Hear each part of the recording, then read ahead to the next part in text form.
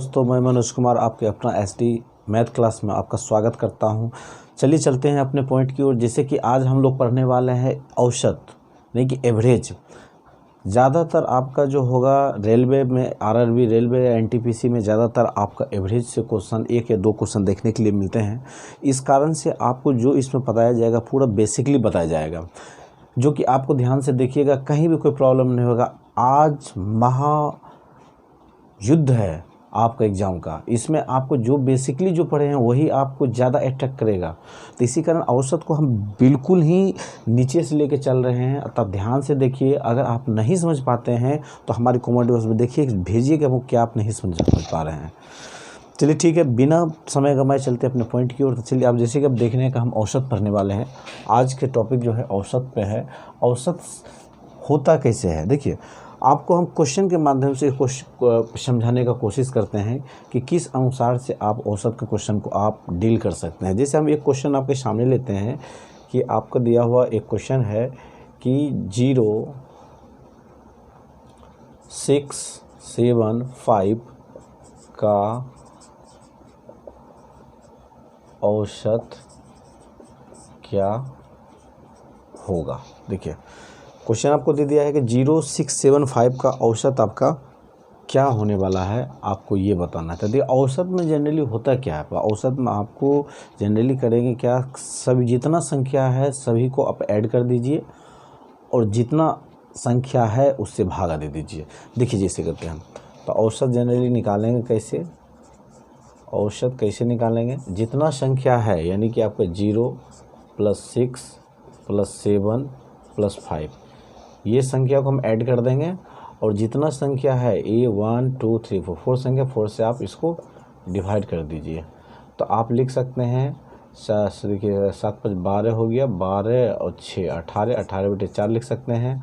अगर ये कट जाता है तो काट सकते हैं आप इसको, ये हो 9.2 अर्थात आपका हो जाएगा 4.5। ये आपका औसत हो जाएगा, ये आंसर हो जाएगा। एक ये मेथड है, आपको बना सकते हैं, ठीक है। एक है क्या, एक कुछ ट्रिक से भी बना सकते हैं। तो ये आपका बेसिक मेथड है जो कि आपको 100 भी जानना बहुत आवश्यक है। एक और भी मेथड आपको बताते हैं जो कि ज़्यादातर कंपटीशन में यूज होता है।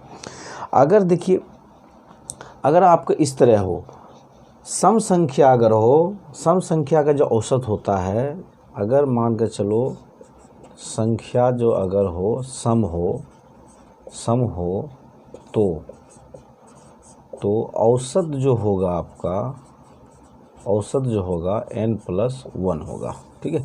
अगर संख्या आपका सम होता है तो इसका औसत n+1 हो जाएगा। देखिए कैसे होगा, इसको हम आपको एग्जांपल से समझाते हैं। एग्जांपल में कैसे लेते हैं, जैसे मान कर चलिए कोई भी एक संख्या ले लेते हैं। मान लेते हैं कि प्रथम 5, ठीक है, सम संख्या का औसत क्या होगा। जैसे प्रथम 5 सम संख्या का औसत क्या होगा। देखिए प्रथम 5 सम संख्या बोल रहा है। प्रथम 5 सम संख्या अगर आप लिखते हैं तो 5 1 2 हो जाएगा छोटा संख्या, उसके बाद 4 हो जाएगा, उसके बाद आपका 6 हो जाएगा, 8 हो जाएगा, 10। देखिए 5 प्रथम सम संख्या हो गया, इसका औसत पूछ रहा है। तो बेसिक रूल के अनुसार क्या जानते हैं, तो आप जानते हैं कि औसत जो निकालने के लिए क्या करें, बेसिक सबको ऐड कर देते हैं, यानी कि 2 + 4 + 6 + 8/10 इंटू 10 कर दिए, +10 कर दिए, और जितना संख्या है 5 है तो इसको 5 से क्या करेंगे, हम नॉर्मली डिवाइड कर देंगे। यानी कि 4 2 6 हो गया, 6 4 10, 6 6 12, 12 12 8 20, 10 30 होगा। इसको 5 डिवाइड कर देंगे, यानी कि आपका आंसर 6 आ जाएगा, 6 आ जाएगा। लेकिन अगर हम अपने सूत्र के अनुसार, यानी कि ट्रिक के अनुसार जैसे चलते हैं, जैसे ये देखिए आपका ये फॉर्मूला यहाँ ट्रिक दिया है कि अगर संख्या सम हो तो सिर्फ n+1 कर देना है, ठीक है। संख्या सम हो तो n+ आपका क्या करना है, 1 कर देना है, तो आपका आंसर आ जाएगा। देखिए संख्या आपका कितना है, आपका देखिए फ्रेश, यानी कि आपका इस अगर ट्रिक से चलते हैं तो संख्या को कितना होगा, 5 1 2 3 4 5 हो गया संख्या, अब +1 कर देंगे, ये आपका आंसर 6 हो गया। तो इस अनुसार से बना सकते हैं आप चाहें तो इसमें काफ़ी समय बचा सकते हैं। अगर कंपटीशन का कोई भी कंपटीशन का तैयारी कर रहे हैं, चाहे आप रेलवे कर रहे हैं, चाहे आप एनटीपीसी का कर रहे हैं, चाहे कोई भी जनरल कंपटीशन कर रहे हैं, अगर आप थोड़ा सा भी बेसिक कंसेप्ट रखते हुए अगर आपके पास एक थोड़ा सा ट्रिक है जो कि आपको ये बताए हुए हैं, अगर ये है आपका, तो आप सेकंड नहीं मिलेगा, सेकंड भर में इस क्वेश्चन को आप क्लियर कर सकते हैं। तो दोस्तों एक जानकारी देने से पर आपको बता दें, अभी तक अगर आप हमारे चैनल को सब्सक्राइब नहीं किए हैं तो हमारे चैनल को जरूर सब्सक्राइब करें और बेल आइकन को जरूर प्रेस करें ताकि हमारा जरूर वीडियो आपके पास आए तो सबसे पहले पहुंच सके और उसको आपसे आपको लाभ मिल सके। चलिए चलते हैं हम लोग नेक्स्ट क्वेश्चन की ओर। नेक्स्ट क्वेश्चन जिससे कि हम कर लेते हैं, हो सके तो ये सारा क्वेश्चन आप नोट भी करते जाएँ, आपके लिए बेनिफिट होगा। नेक्स्ट क्वेश्चन हम लोग लेते हैं। दूसरा क्वेश्चन कहता है आपका कि 10 से नीचे, मान के चलिए हम लेते हैं 10 से 50 तक का कोई भी संख्या हम ले लेते हैं इसमें, तो आपको बना सकते हैं उसमें से। देखिए पहली 3 संख्या का औसत 16 है, मान लेते हैं क्वेश्चन हो गया कि पहली 3 संख्या का औसत जो है, औसत आपका कितना है 16 है। औसत पहली 3 संख्या का औसत कितना आपका 16 है। यदि पहली 2 संख्या 16 है तथा पहली 2 संख्या आप कुछ भी ले लीजिए आपके मन से अनुसार, तो 2 संख्या कुछ भी ले लीजिए। इसमें 2 संख्या मान के चलिए, एक 18 है और 14 है। 2 संख्या 18 और 14 है, तो तीसरी संख्या क्या होगा। देखिए इसमें क्वेश्चन कहता है कि पहली 3 संख्या के औसत जो है, पहली 3 संख्या का औसत आपको दिया हुआ है कितना है आपका 16 है, तथा पहली 2 संख्या इतना इतना दिया हुआ है, तो आपको तीसरा संख्या निकालना है। देखिए क्वेश्चन जो आपको दिया हुआ है इसका आंसर इसमें खुद दिया हुआ है, तो आप इसको देखिए। क्वेश्चन का आंसर जो है इसमें खुद दिया है, आप इसको देखिए। इसमें कहता है कि 3 संख्या, यानी कि 3 संख्या का औसत, औसत जब निकालेंगे तो औसत हम क्या जानते हैं कि औसत जो होगा 3 संख्या का कुल अंक जो होगा, 3 संख्या का कुल अंक जो आपका होगा, कुल अंक जो होगा, औसत कितना है 16 है। 16 अगर 3 संख्या का औसत 16 है, तो इसका मतलब है कि इसको 3 से गुना कर देंगे तो कुल आपका संख्या निकल जाएगा 48 संख्या आ गया 3 संख्या। आपका तीसरा संख्या आपको मानने बोल रहा है, तो मान लेते तीसरा संख्या मेरा है x है। तीसरा संख्या मान लिए कि x है, तो पहला x हो गया, तीसरा संख्या आपका मान लेते हैं x हो गया, दूसरा 8 है और 4 14 है।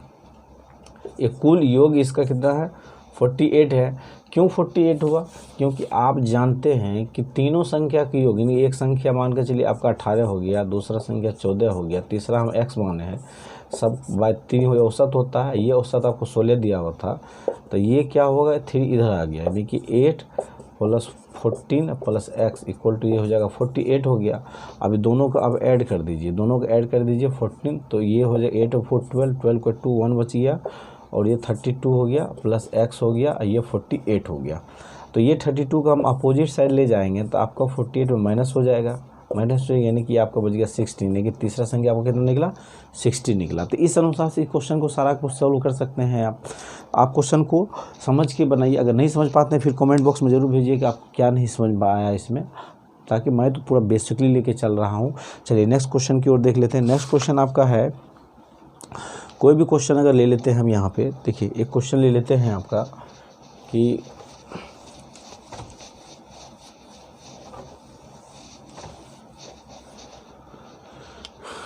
ले लेते हैं आपकी कि 5 संख्या का औसत 10 है, जिसमें से 4 संख्या क्रमशः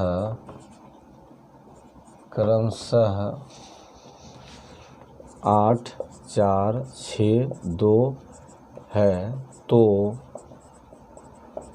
5वीं संख्या क्या होगा। देखिए कहता है अगर 5 संख्या का औसत 10 है दिया हुआ है, जिसमें से 4 संख्या आपका ऑलरेडी इसमें दिया है, तो उसमें कहता पाँचवीं संख्या क्या होगा, पाँचवीं संख्या क्या होगा। तो आप औसत के अगर रूल लगाते हैं, बेसिकली रूल, तो आप क्या जानते हैं, सभी संख्या का योग औसत बराबर होता है क्या, औसत बराबर आप जानते हैं कि औसत बराबर क्या होता है, सभी संख्या का योग बाय कुल संख्या होता है। तो सभी संख्या का योग होता है। तो मान लिया जाएगा तीसरा संख्या आपका इसमें पाँचवा संख्या नहीं दिया जाए, तो उस संख्या को हम मान लेते हैं कि x है वो, या कुछ भी है। तो देखिए सब संख्या, एक x है, एक 8 है, 4 है, 6 है, 2 है, और जो संख्या नहीं दिया हुआ मान लिया अवाग्य संख्या है, वह संख्या अज्ञात संख्या को हम x मान लेते हैं, कुछ भी मान लेते हैं, तो इस अनुसार से मान लेते हैं। और कुल संख्या 1 2 3 4 यानी कि एक संख्या 5 संख्या है, कुल इसका औसत 10 दिया हुआ है। ये 10 को 5 को इधर ले जाएंगे यानी कि 50 हो जाएगा। फिर आप क्या कर सकते हैं, 8 और 4 12 हो गया, 12 और 6 18 हो गया, 18 to 20 x हो गया। और इस 20 प्लस से इधर इससे ले जाएगा तो ये आपका माइनस में आ जाएगा, यानी कि x बच गया। तो x बराबर का होगा कितना, 30, यानी कि तीसरा संख्या क्या होगा आपका, 30 होगा। ठीक है, तीसरा संख्या क्या होगा आपका, 30 हो जाएगा। इस अनुसार से आप सवाल को सोल्व कर सकते हैं। तो देखिए ये बेसिकली क्वेश्चन ज़्यादातर ग्रुप डी में ऐसा ही क्वेश्चन इस टाइप से पूछता है। ग्रुप डी हो गया या कोई भी कंपटीशन में होता है, नॉर्मली जो क्वेश्चन होता है यहीं से स्टार्ट होता है। आप हाई फाई पढ़ के जाते हैं, सही है, अच्छी बात है, लेकिन क्वेश्चन आपको पूरा नॉर्मली ही पूछता है। ये तो हम पहला टाइप बता रहे हैं इसका दूसरा टाइप भी लेकर आएंगे आपके सामने में। उसमें आपको बताएंगे कि जैसे कि अगर 2 संख्या आपका दिया हुआ है, औसत दिया हुआ है, उस औसत में अगर कोई पर्सन चला जा रहा है तो कितना घट जाता है, फिर आने के बाद वो कितना बढ़ जाता है। ये आपको नेक्स्ट जो होगा वीडियो जो आएगा उसमें पार्ट 2 में इसका बताएंगे। ठीक है, तो इस कारण से आप इसको देखिए, समझिए। इसमें कुछ फार्मूला है जो कि आपको ध्यान में रखना होता है। उस फार्मूला को अगर आप लिख दे रहे हैं, जैसे कि आप उसको समझ के रखिए। ठीक है, और जैसे क्वेश्चन आए उसको बना सकते। जैसे n संख्या, अगर किसी भी संख्या का कुछ देखिए, कुछ बेसिकली फार्मूला है उसको भी ध्यान में रखिए। ऐसे जनरली क्वेश्चन पे ही आप क्वेश्चन से ही सोल्व कीजिए, लेकिन तब भी कुछ फार्मूला बेसिकली है उसको ध्यान में रखना चाहिए। जैसे कि आपको कहता है कि औसत बराबर समझ गए आप, हम लिख देते हैं आपको कुछ फार्मूला, जो कि लिख देने के बाद आपको कुछ समझ में आ सकता है।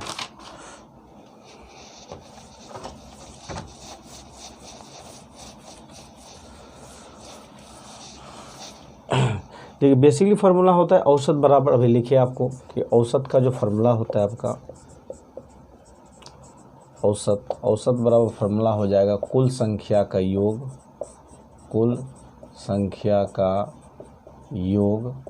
बाय कुल संख्या, ये हो जाता है 1 नंबर में। दूसरा देखिए, दूसरा अगर लिखेंगे फार्मूला तो दूसरा होता है विषम संख्या का।